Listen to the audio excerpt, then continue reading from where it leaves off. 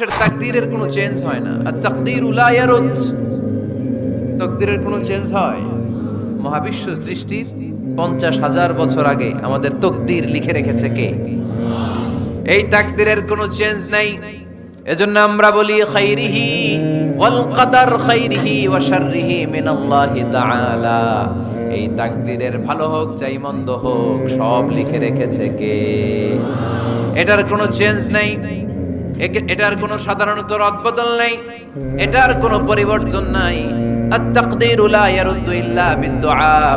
আল্লাহর হাবিব বললেন মানুষের তাকদীরের কোনো পরিবর্তন হয় না, চেঞ্জ হয় না। তবে তাকদীরের কিছু অংশ যদি কখনো চেঞ্জ হয়ে যায়, দোয়ার বদৌলতে আল্লাহ এটাকে চেঞ্জ করে দেয়। কি পাওয়ার দেখছেন? তাকদীরও চেঞ্জ করে ফেলে দোয়া।